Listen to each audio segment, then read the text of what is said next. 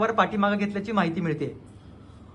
आज एचएनडी जैन बोर्डिंगमध्ये दिवसभरामध्ये जी बैठक झाली त्या बैठकीला देशातले एकूण 86 वेगवेगळ्या संघटना आणि संस्थांचे प्रतिनिधी हजर होते आणि एकमतानं आमचं असं ठरलेलं होतं की ज्यांनी हा व्यवहार केलेला आहे त्याच्या संबंधित असणाऱ्यांशी संपर्क साधून त्यांना विनंती करावी की आमच्या भावना दुखावलेल्या आहेत। एचएनडी बोर्डिंगची ही जी काय 3.5 एकराची मालमत्ता आहे त्यातली 1 इंच सुद्धा जमीन द्यायच्या मनस्थितीमध्ये आम्ही नाही आहोत।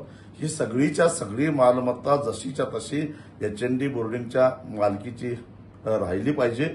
तेव्हा पुण्याचे खासदार मुरलीधर मोहोळ असतील, गोखले बिल्डर्स असतील किंवा एचएनडीचे ट्रस्टी असतील यांना भेटून एकदाच विनंती करावी की तुम्ही हे व्यवहार रद्द करा आणि आहे तशी बोर्डिंग पुन्हा चालू करा, असं महाराजांच्या आदेशावरनं एकमतानं ठरलं आणि मला सगळ्यांशी संपर्क साधायला सांगितलं। दरम्यानच्या काळामध्ये रात्री 10:30च्या दरम्यान मला मुरलीधर अण्णा मोहोळ यांचा फोन आला आणि त्यांनी सांगितलं की आज जो काय बैठकीमध्ये ठरलेला आहे त्याचा आदर करून गोखले बिल्डर्स यांनी एचएनडी ट्रस्टीना एक पत्र लिहिलेलं आहे, पत्र मेल केलेलं आहे आणि त्याच्यामध्ये हा संपूर्ण व्यवहार आम्ही रद्द करत आहोत आणि जे 230 कोटी रुपये त्यापोटी दिलेले आहेत ते आम्हाला परत द्यावेत अशी विनंती त्यांनी केली आहे। त्या पत्राची प्रतही मला मिळाली, परंतु आता गोखले ट्रस्टनं गोखले बिल्डर्सनी केवळ व्यवहार रद्द झाला म्हणून पत्र लिहिलं म्हणून आम्ही समाधानी नाही आहे।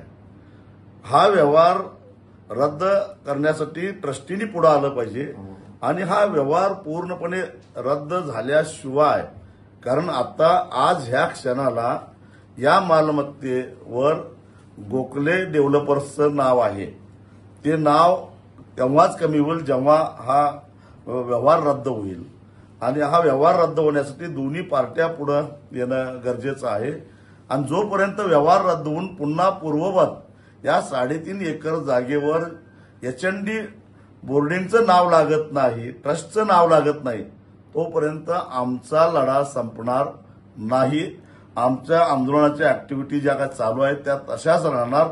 अजूनही माझी सर्व घटकांना विनंती आहे की 1 तारखेला परमपूज्य आचार्य गुप्तनंदीजी महाराज उपोषणाला सुरुवात करणार आहे, ती कटुता टाळायची असेल, ती त्याच्यानंतर होणाऱ्या आंदोलन देशभरात जे होणाऱ्या आंदोलन आहे ते होऊन द्यायचं नसेल तर सरकारनं पुढाकार घ्यावा, ट्रस्टीनी पुढाकार घ्यावा आणि हा व्यवहार 30 तारखेच्या आत पूर्ण रद्द करून पुन्हा पूर्ववत ह्या 3.5 एकर जागेवर ट्रस्टचं नाव लावावं, तरच हा लढा आमचा शांत होईल। तोपर्यंत लढा संपणार नाही।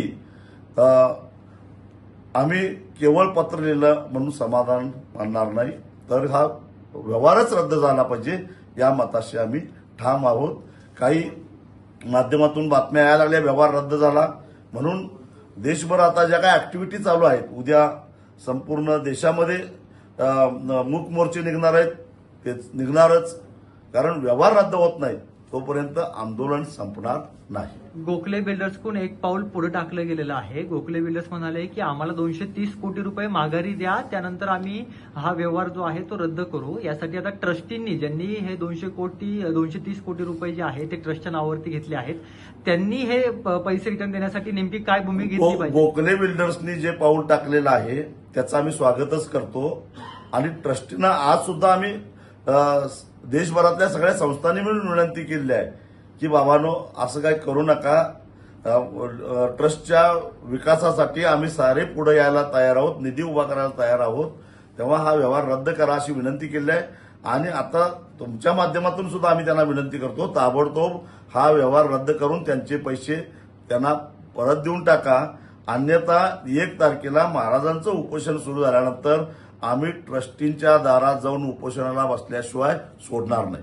आता नेमकं काय तुमच्याकडून पाऊल उचललं जाणार आहे? कारण का देशभर तुम्ही आंदोलनाची पुकार जी आहे ती दिलेली आहे, परंतु गोखले बिल्डर्सकडून पुन्हा एकदा तेच सांगतो की एक पाऊल पुढे टाकलेलं आहे. ना आम्ही स्वागतच केलेलं आहे, त्यांनी एक पाऊल पुढे टाकलेलं आहे. पण याचा अर्थ नुसतं त्यांनी पत्र लिहिलं आणि ट्रस्टीनी बघ्याची भूमिका घेतली तर याचा काही उपयोग होणार नाही. तेव्हा ट्रस्टीनी पण एक पाऊल पुढे टाकलं पाहिजे आणि हा व्यवहार रद्द करून त्यांचे पैसे त्यांना परत द्यावेत. अर्थात त्यांच्यातला व्यवहार काय आहे तो आम्हाला काही त्याचं देणं घेणं नाही, पण आम्हाला इंटरेस्ट आहे तो या प्रॉपर्टीवरचं गोखले बिल्डर्सचं नाव कमी होऊन त्या ठिकाणी एचएनडी ट्रस्टचं नाव लागलं पाहिजे आणि ते नाव जोपर्यंत लागत नाही तोपर्यंत आमचा लढा संपणार नाही. सगळा व्यवहार जो आहे तो रद्द केलेला आहे.